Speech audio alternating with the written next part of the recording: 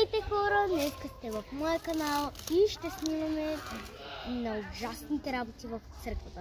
И сега ще ви снимам моята приятелка, която е от танцата. Здравейте хора! В днешното видео ще търсиме най-странните неща, които намерим тук до църквата.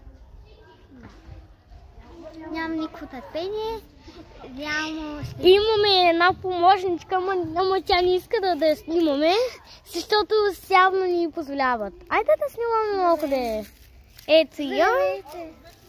Ето я, тя снима също тиктоци, много е популярна. И сега да биеме. Сега не може нещо да кажа само. Да. Хора, абонирайте за моя канал Гюлин. Напишете Гюлин в тацачката и ще ви изляза аз с моята котка. И се абонирайте с моя канал. Това ми е първото видео, ще направя още видеа. Затова абонирайте се долу в камбанката и пишете долу в коментарите и лайквайте видеото, че да мога да имам последователи. И сега ще търсим кокале. Къде остана пръчката? Да ми пръчката! Хора, малко ме е страх, защото не знам какво мога да очаквам. Еми не знам и аз, защото това е най-страшното нещо. Да. Ай, там виждаме едно бяло нещо! О, не, аз припадам, хора, аз припадам. Не. Айде, бързо!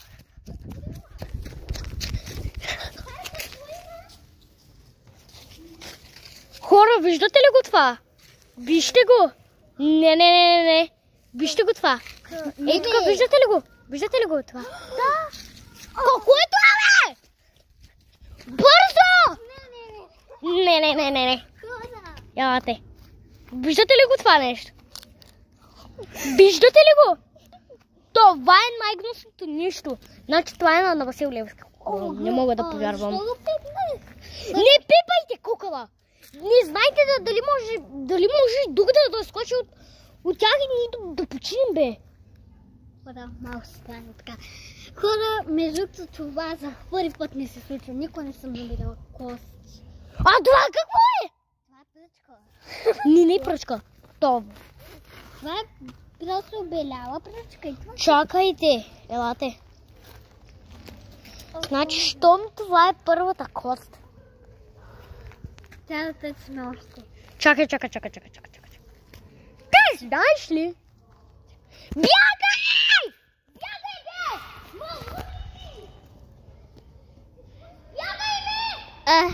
Не. Приключи. И цял от нас хора, че ние ще поудееме. Да, защото ще поудееме и ще направим втора част. Чао!